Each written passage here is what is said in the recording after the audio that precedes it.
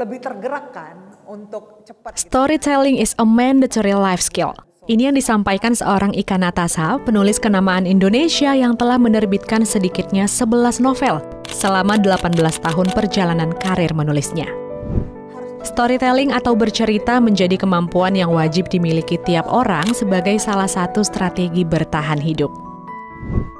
Berawal dari ayah yang suka bercerita dan ibu yang senang membaca, Ika kecil tumbuh dengan kecintaannya pada buku. Saat SMA, Ika mulai menulis untuk kalangan sendiri, hingga suatu hari ia bertemu dengan teman yang juga penulis, menyarankan Ika untuk mengirimkan naskahnya ke salah satu perusahaan penerbit buku.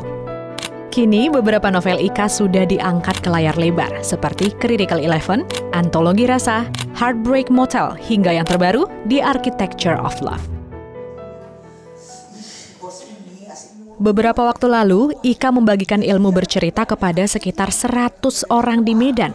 Lebih dari 2 jam, perempuan keturunan Melayu Deli ini mempraktikkan cara bercerita yang memikat hati pendengar. Tak heran, peserta yang hadir terbuai dengan kiat dan gaya bercerita yang dibawakan.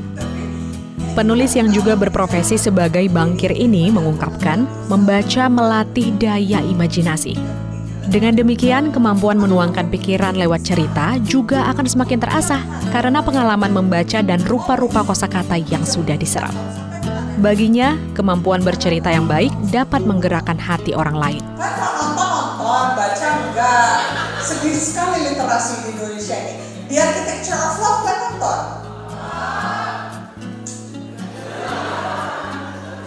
Menurut aku kita hidup di dunia yang sangat penuh hiruk pikuk ya.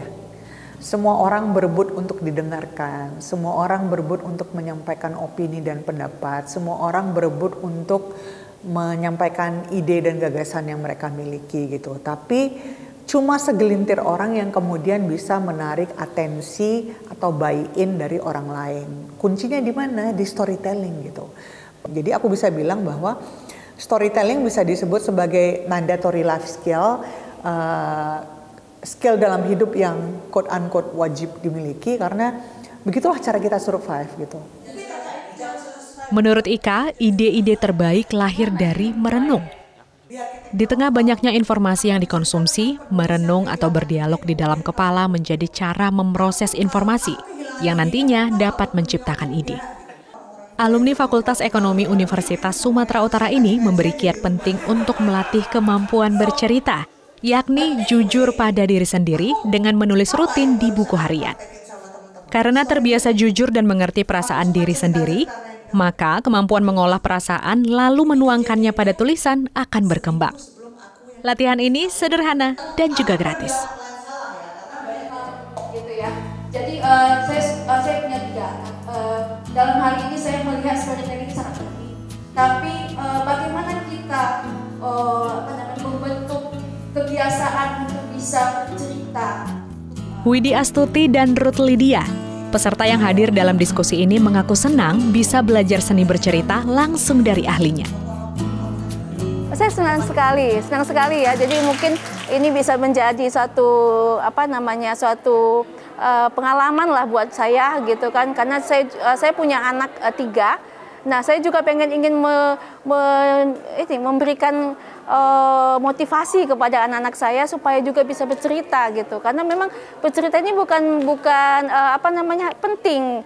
Karena di zaman sekarang kita harus bisa mengungkapkan apa yang kita mau, apa yang mau kita inginkan, itu kita harus kita ungkapkan. Tidak kita diamkan saja. Nah, ini di sini poinnya gitu. Di Dapat hari ini pertama melebihi ekspektasi ya, karena pertama memang sesuai ekspektasi tadi belajar soal bagaimana mendeliver message yang rumit jadi sederhana, kemudian membangun personal brand, tapi juga lebih jauh lagi tadi ada satu poin yang aku dapat tentang pentingnya mengembangkan signature stories. Jadi ketika kita menghadapi tantangan dalam hidup, kita punya satu narasi tentang diri sendiri supaya kita tetap grounding gitu dalam menghadapi tantangan tersebut. Perasaannya senang sekali, walaupun mungkin ekspresi agak flat tapi senang banget, terharu juga tadi sisinya seru, lucu, kita banyak ketawa dan banyak ngobrol. Sebagai generasi yang akrab dengan penggunaan media sosial, menurut Ika, Gen Z punya cara unik dalam bercerita. Jika generasi X dan milenial tergerak oleh inspirasi, maka Gen Z tergerak oleh aspirasi. Gen Z terbiasa berekspresi dengan jujur lewat konten di media sosial. Gen Z bersuara dengan cara yang menarik karena mereka ingin didengar. Dengan kemampuan tersebut, Gen Z mendapatkan atensi dan menimbulkan empati pembacanya. Tak ingin berjarak dengan pembacanya, peraih nominasi penulis skenario adaptasi terbaik Piala Citra 2024 ini aktif mengecek umpan balik dari pembaca novelnya. Ika terharu, karyanya memiliki tempat penting di hati pembaca. Apa yang aku kerjakan itu ada manfaatnya ya buat orang gitu, dan manfaatnya bukan cuma menghibur tapi bisa menjadi penguat gitu, karena seperti aku bilang storytelling has its power gitu. Cerita itu punya kekuatannya sendiri karena ia mampu menggerakkan hati seseorang, dan mudah-mudahan karya-karyaku bisa menggerakkan hati orang-orang untuk menemukan bahagia dengan caranya masing-masing. Tapi pada saat menerima message dari pembaca dan mereka bilang bahwa I feel what the characters feel gitu. Dan kurasa itu kali ya tujuan aku menulis. Aku tuh menulis untuk bisa membuat orang juga bisa jujur sama perasaannya sendiri. Berprestasi lewat karya, Ika menjadi contoh bagi banyak orang untuk menekuni hal yang disuka. Saat ini ada bermacam-macam profesi yang berhubungan dengan kegiatan storytelling atau bercerita, seperti penulis, guru, jurnalis, penyanyi, aktor, aktris, komedian, voice over talent, fotografer, dan lainnya. Nah, kalau kamu tertarikkah sebagai seorang storyteller? Yuk ekspresikan ceritamu dengan cara-cara yang kreatif.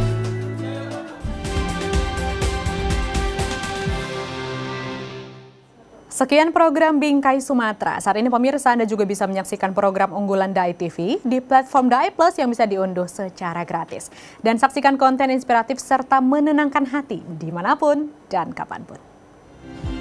Tetap semangat menyebarkan kebaikan. Saya Windy Nenggolan pamit. Sampai jumpa.